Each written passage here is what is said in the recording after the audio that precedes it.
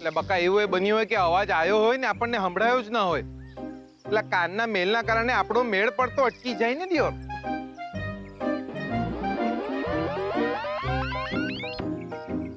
સાંભળો છો? લે આયો આયો બકા, અવાજ આયો. લે બકા, અવાજ આયો. આઈ ગયો. શું થયું? હું છું. બકા તમે બકા આવો ને, આવો ને. આવું એમ તો ના કહી શકાય. તમે ઓલરેડી આવી ગયા છો બકા. તમે બકા 100 વર્ષના થશો. હમણાં તમને જ યાદ કરતો હતો. મને? કેમ? એમાં એવું હતું ને બકા કે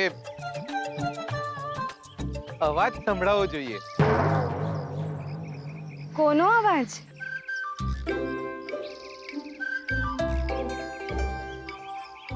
ટ્રેક્ટરનો અવાજ. આ ઝાડ પર કાગડો બેઠો છે ને એનો અવાજ. અવાજ કોઈનો પણ હોય, સંભળાવવો જરૂરી છે. અવાજ ના સંભળાય ને તો લોચા દ્યો. તમે ઠીક છો ને? ગઈકાલ સુધી તો બરાબર જ હતો દ્યો, પણ રાતના બાપાએ જે ખેંચીને ખંચેરી છે ને મને, એટલે કાનમાં હજી પણ તમરા બોલે છે. પણ અવાજ સંભળાવવો જોઈએ દિયોર. અને આજે અવાજ સંભળાયો. તમે બેહો ને. આ લ્યો, આવો ને બકા, બેસો બેસો.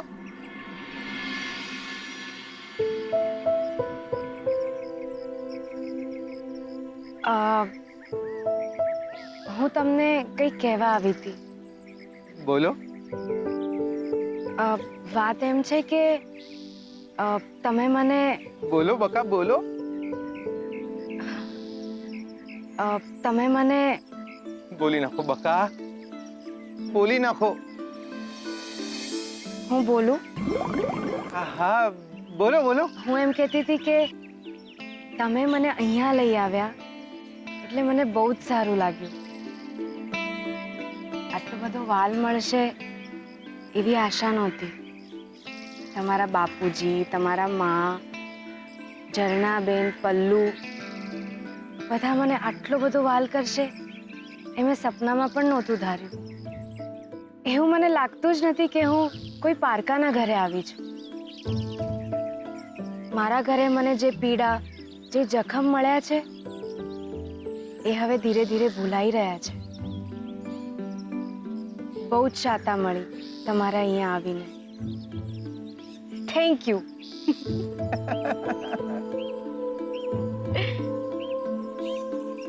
બહુ જ સારું લાગ્યું મને અહીંયા આવીને. તમારો હેત, તમારા બધાનો વાલ હું ક્યારેય નહીં ભૂલું.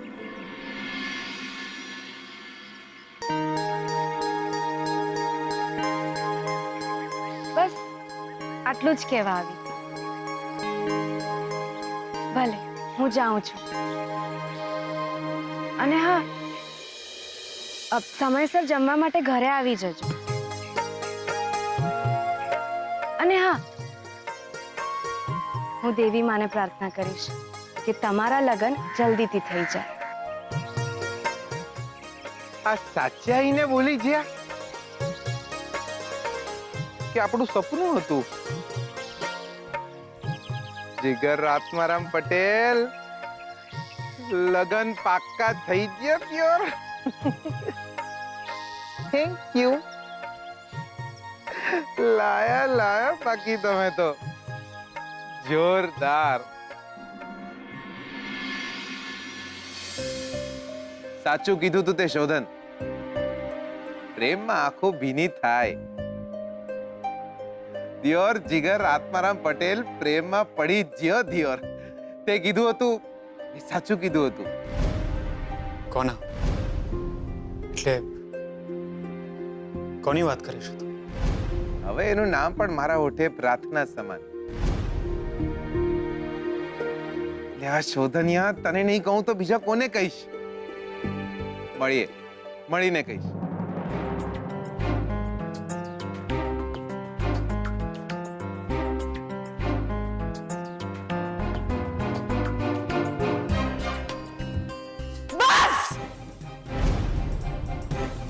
આજે નહીં,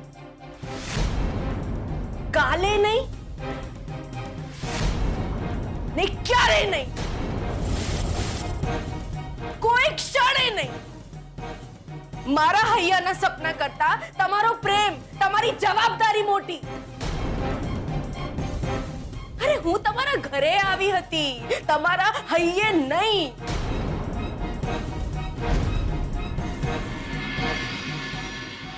જો તમે તમારા પ્રેમને મારા લીધે ભૂલ્યા છો તો તમારા અને શ્રુતિબેનની ચોરી પહેલા મારી ચિતા સળગશે. પણ તમે મારી આંખોની સામે છો, હું કેવી રીતના તમને નહીં રહું. તમારી આંખ સામે હું નહીં રહું.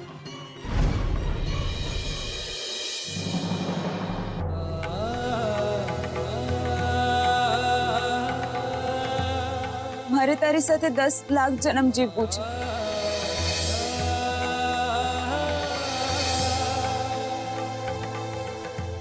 હું વચન આપું છું કે હું આ સંબંધને જીવની જેમ સાચવીશ.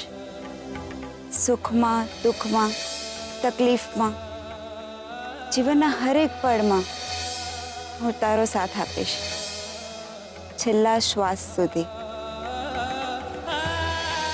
મારી જિંદગી શોધના નામે શરૂ થશે અને પૂરી પણ. મે આઈ? આઈ લવ યુ શ્રુતિ. મેં માત્ર તને જ પ્રેમ કર્યો છે શ્રુતિ. આઈ લવ યુ સો મચ. અને તને ખબર છે કેમ? કોઝ તું બહુ જ સારો છોકરો છે. તારી લાઈફમાં બીજી કોઈ જ છોકરી નથી.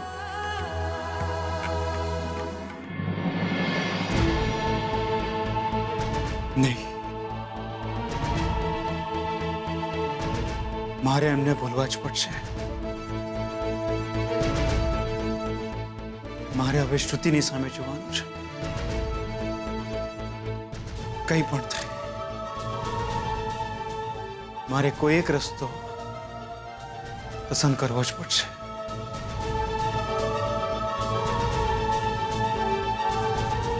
પણ શું કરું? શું કરું?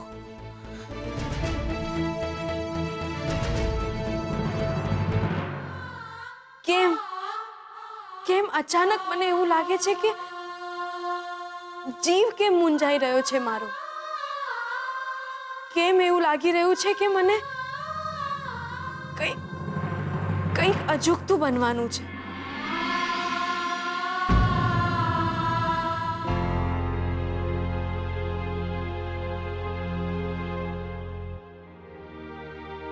चलो चलो भाई फटाफट काम करो फटाफट सेठ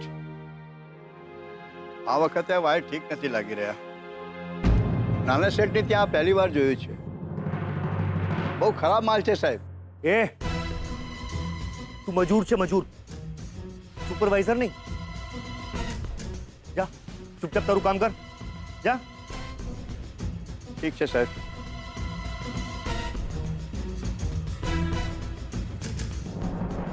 હા ગુપ્તા સાહેબ હા ના ના તમારું કામ થઈ જશે અરે હા તમારું કામ સમયસર થઈ જશે તમે જરાય ચિંતા નહીં કરો ના ના હું બેઠો છું ને સાહેબ હા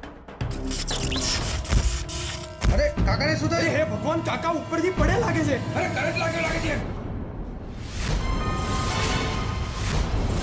અરે ભાઈ, અમને કોઈ ડોક્ટર પાસે લઈ જાઓ. અરે એમ્બ્યુલન્સ ને જલ્દી ફોન કરો. આ શું થઈ ગયું આ મજૂરના લીધે મારો ભાંડો ફૂટ્યા વિના રહેશે નહીં આ વાત હવે નક્કી શોધન સુધી પહોંચશે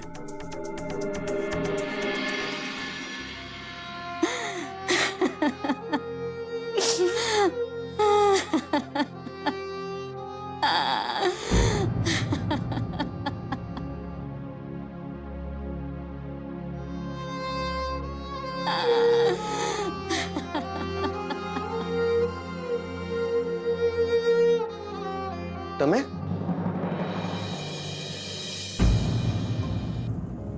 અભય મારે ત્યાં કામ કરે છે. એ કન્સ્ટ્રક્શન સાઇટ મારી છે. મોટા ભાગે તો આવા બન્યા પછી શેઠિયાઓને મેં ભાગી જતા જોયા છે. કેવું છે અમને હવે? કહેવાય નહીં, સિરિયસ છે.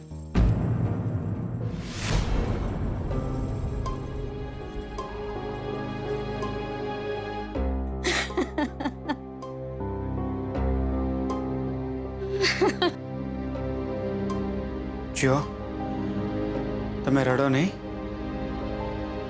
ને બિલકુલ ચિંતા ના કરો, કંઈ નહીં થાય એમને. આ બધું તમારા લીધે જ થયું છે શેઠ.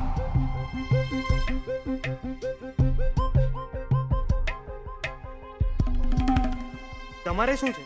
ખાલી પૈસા કમાવા છે બસ. પછી ભલે ને અમારો જીવ જતો રહે. જમ્યા વિના ભાગતો અહીંયા આવ્યો છું. કેમ? તમારા લોકોની ચિંતા છે એટલે. માત્ર પૈસા કમાવાની ચિંતા હોત ને તો રૂપિયાની થોકડી આપીને કોઈને મોકલી આપ્યા હોત.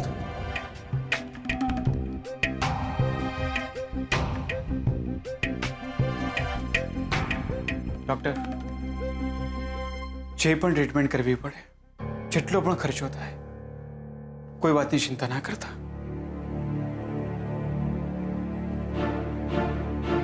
બસ આમને કંઈ થવું ના જોઈએ. શ્યોર, પણ સ્થિતિ ગંભીર છે. જો અમને હોશ ના આવ્યા તો કેસ ખૂબ જ બગડી શકે એમ છે. Will try our best.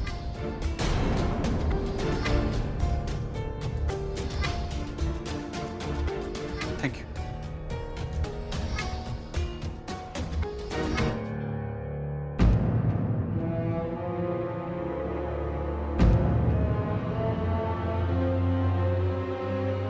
ફુવા, તમે અહીંયા?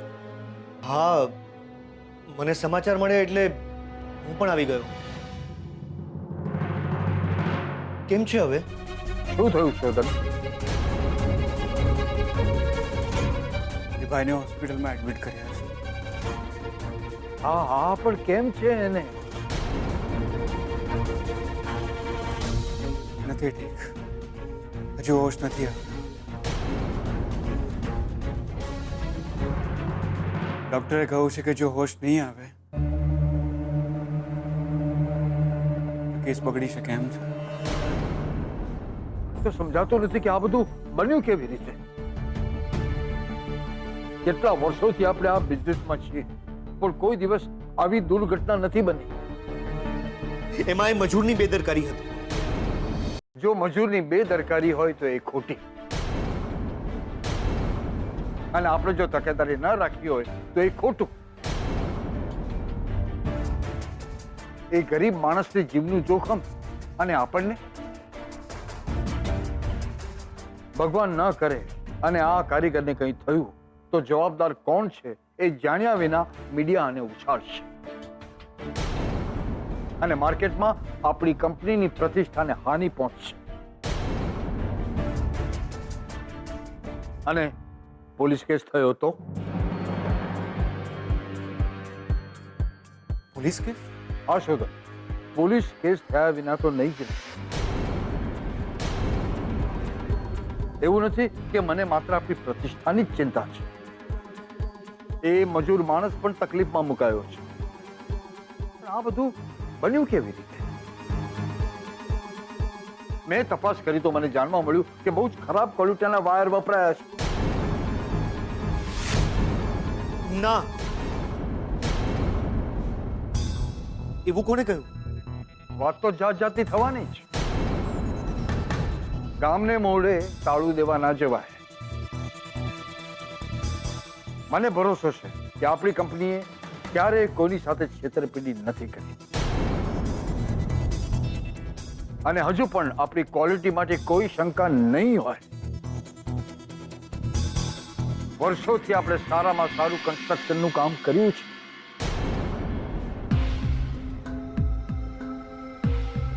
દાદુ, મેં તો જ્યારથી ઓફિસ જોઈન કરી છે ત્યારથી ઈમાનદારીપૂર્વક કામ કર્યું છે.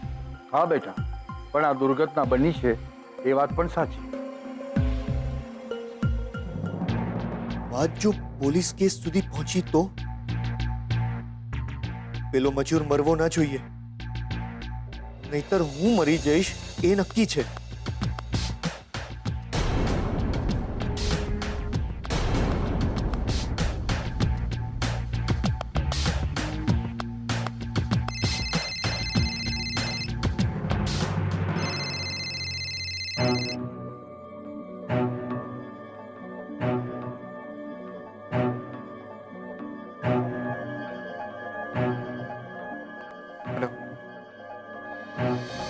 શું થયું શોધન?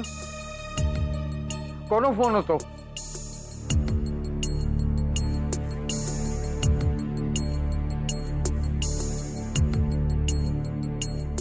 દાદુ, જે વર્કરને કરંટ લાગ્યો હતો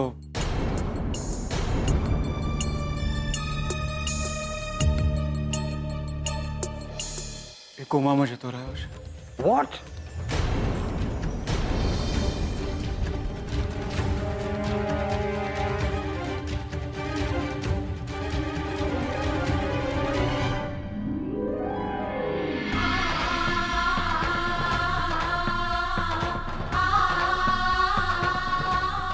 મનમાં અજંપો કેમ છે?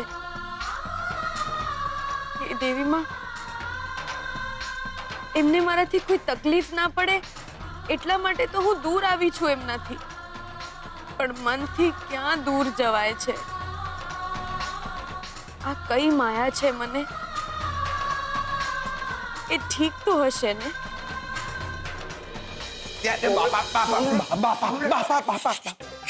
મારી વાત સાંભળ. આજે ત્યાં છોડીને લગ્નનું નહીં પૂછ્યું ને તો કાલે હું આખા મેહોણામાં તને ગધેડા પર બેહાડી ફેવરે. ના ના ના બાપા, જો ખરાબ લાગે, ગધેડાને કેટલું ખરાબ લાગે. હા તો ગધેડાને તારી પર બેસાડી સુધીઓ. અલ્યા શુભ કામમાં મોડું ના કરાય. જા જઈને એને કહી દે આ ઘરની વહુ બની છે. પહેલું કહી દઉં છું, મારી ભાભી એ જ બનશે. અરે પણ આની મેલ ને પણ ને બણ વાળી જ્યાં જતી હોય તો સોની મોની. અને હોપર હે આ સોડી આજે હા પાડી દે ને તો કાલ હવારે ઘડિયાળ લગાડ. લ્યા બાપા પણ પાછું પણ અલે તાર જીવનમાં આગળ વધવું છે. ઓહો તાર પાછો ફરક